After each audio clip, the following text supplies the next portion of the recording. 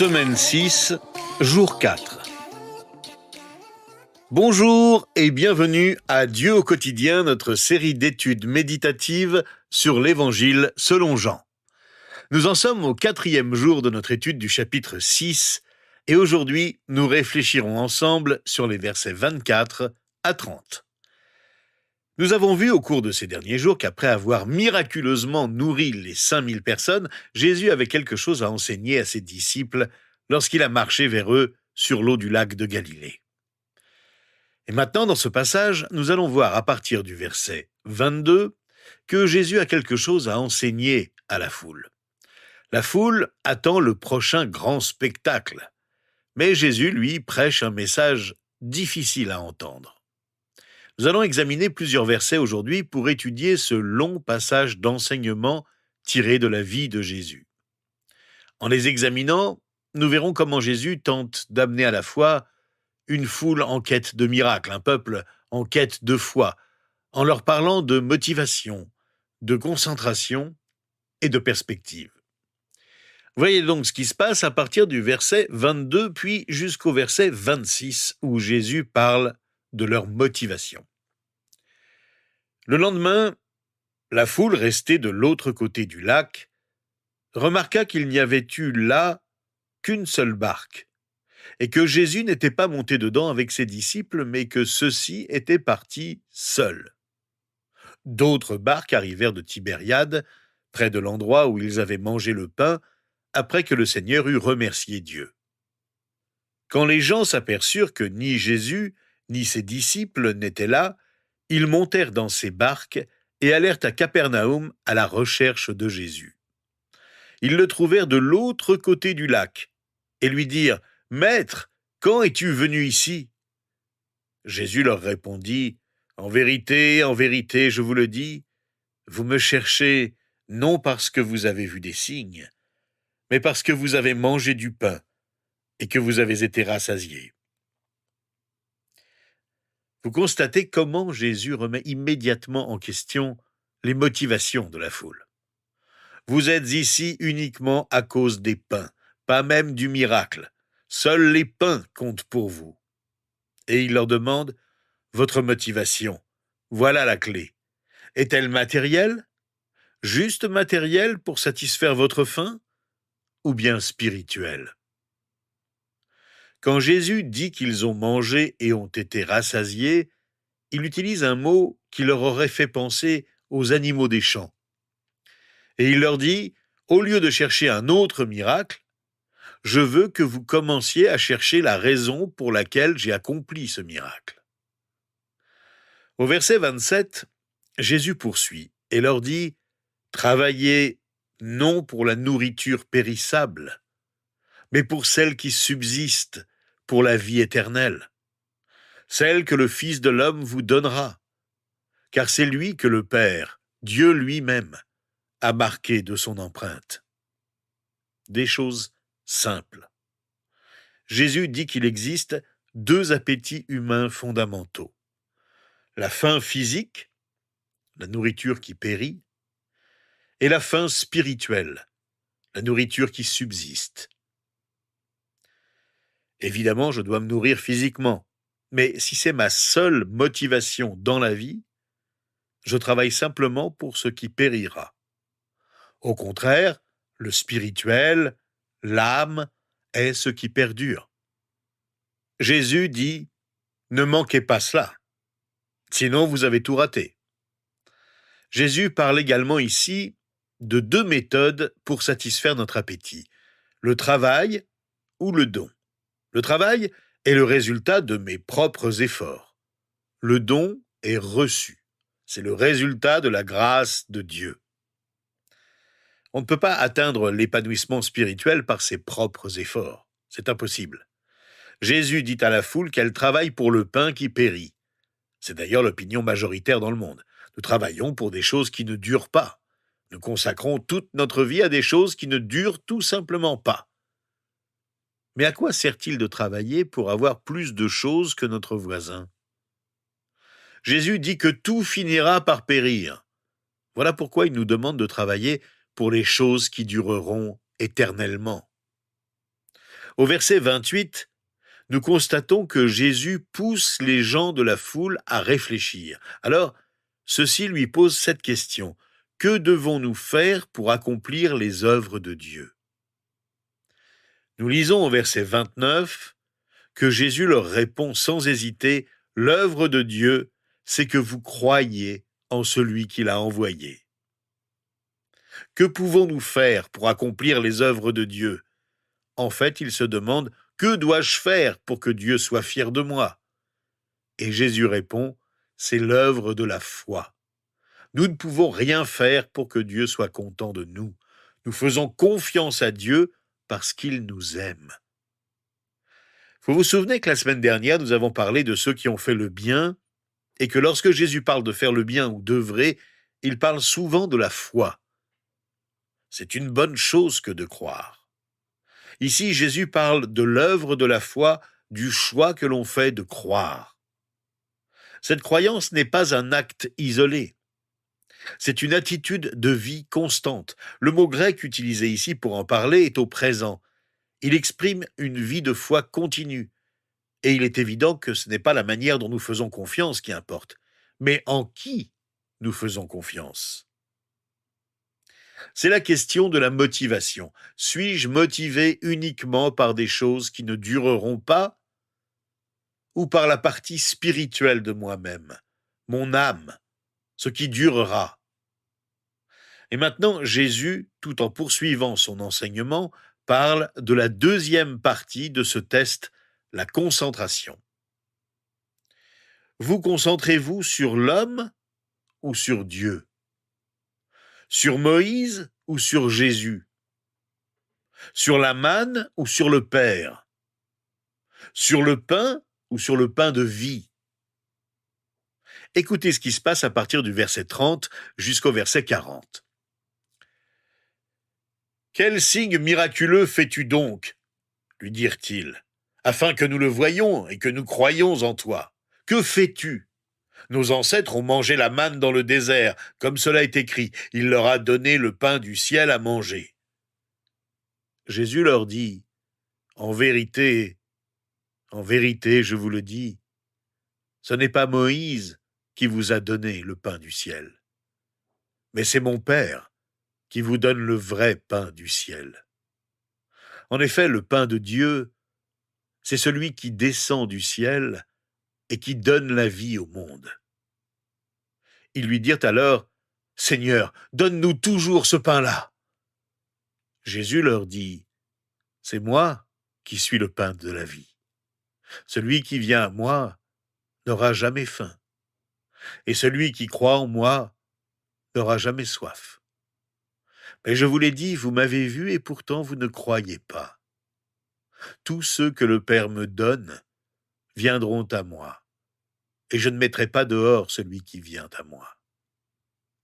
En effet, je suis descendu du ciel pour faire non pas ma volonté, mais celle de celui qui m'a envoyé.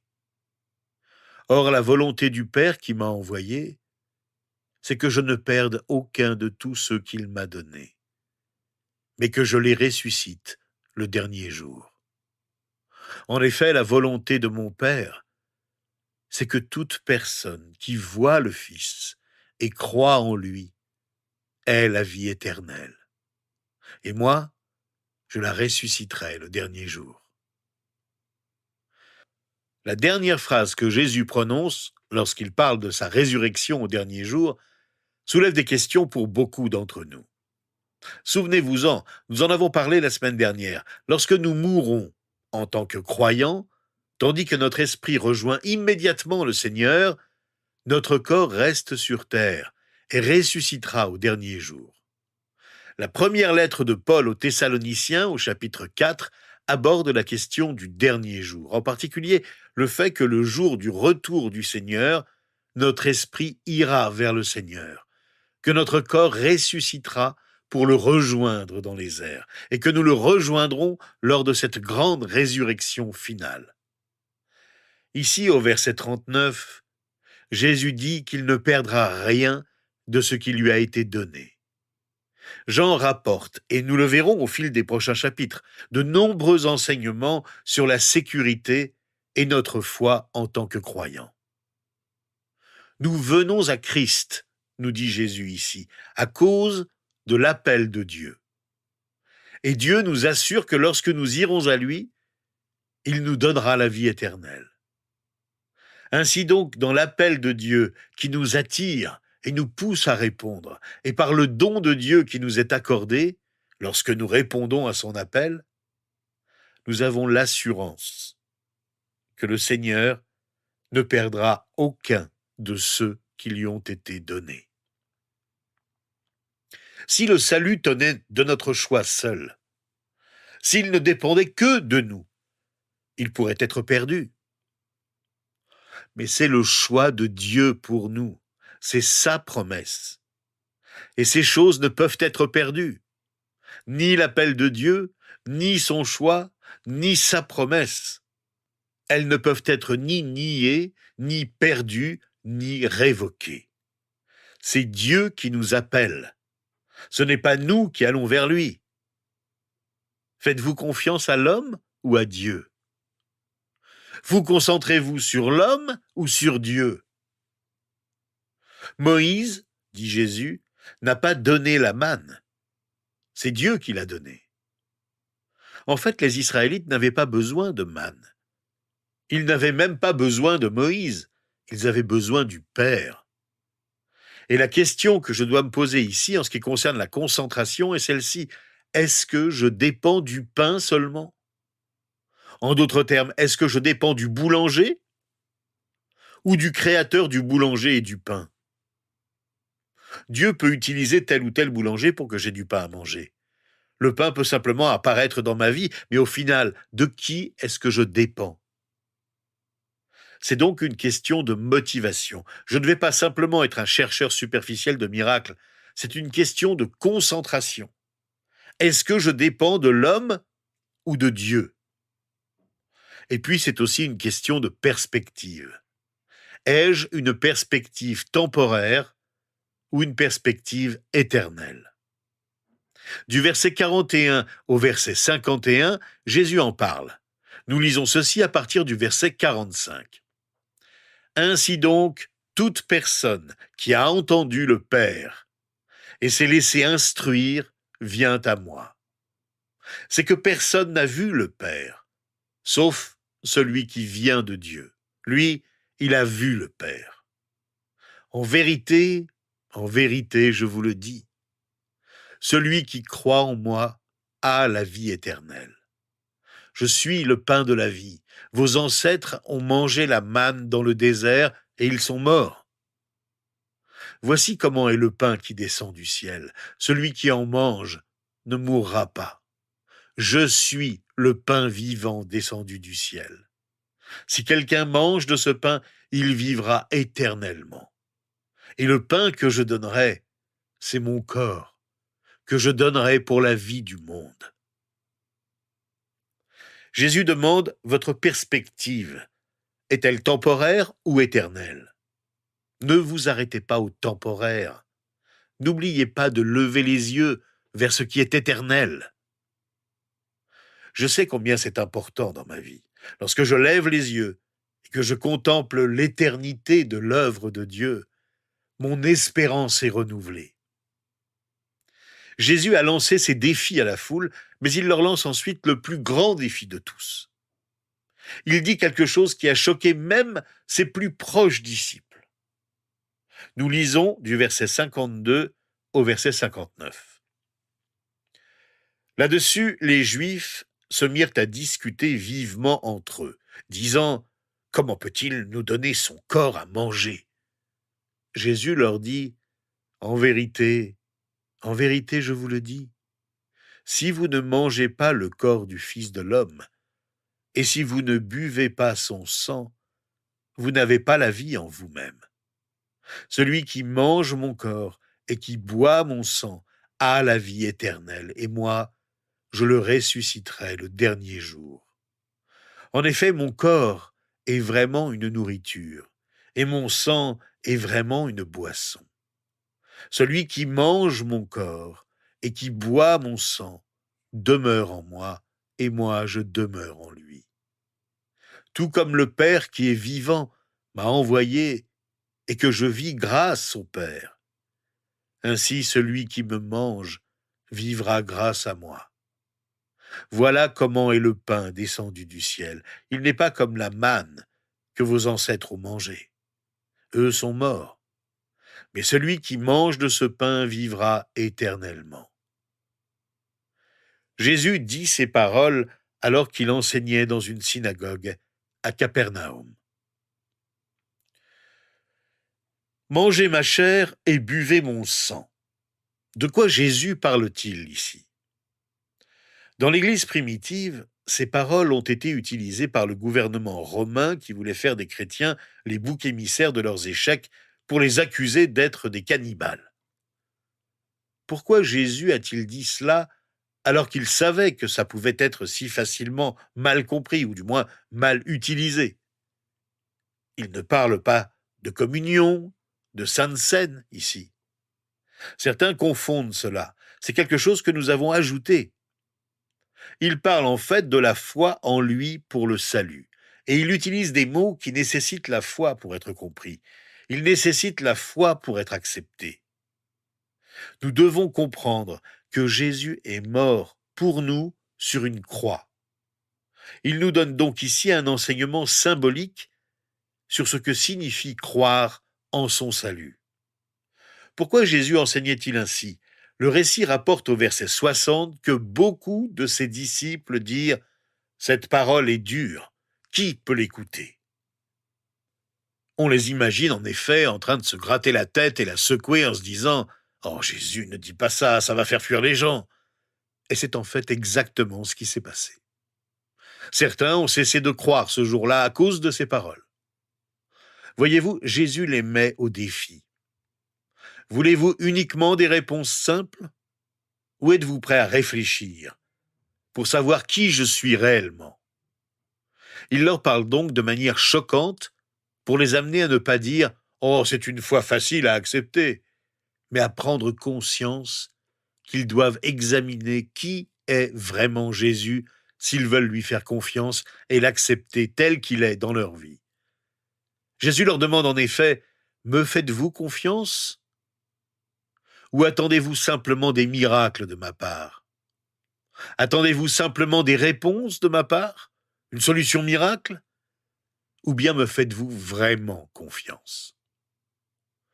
Dans la Sainte Seine, le pain et le vin sont des signes qui symbolisent ce qui s'est réellement passé. Jésus est vraiment mort. Son sang a vraiment été versé. Ainsi, lorsqu'il parle de sa chair et de son sang ici, il parle du fait qu'il a donné sa vie pour nous. C'est sa motivation, c'est son but. C'est cette perspective qui maintient les choses éternelles, qui les maintient en Dieu et qui les éloigne de notre égoïsme.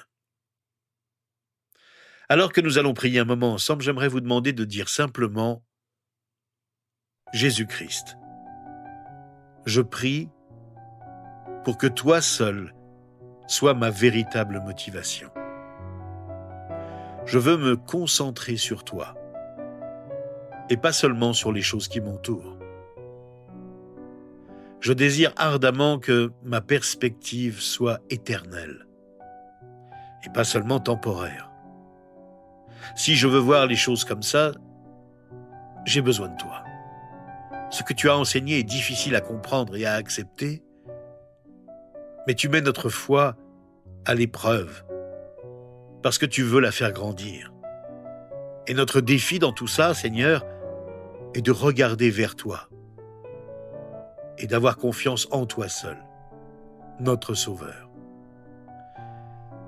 J'accepte ce défi aujourd'hui.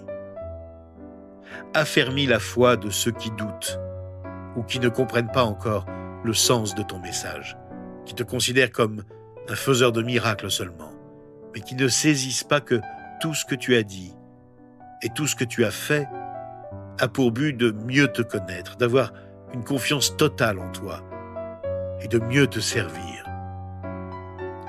Je te prie avec confiance et c'est en ton nom que je le fais. Amen. Rejoignez-nous demain, nous allons parler ensemble de la façon de développer une foi qui dure plus longtemps que le moment du miracle, en examinant les derniers versets du chapitre 6 de l'Évangile selon Jean.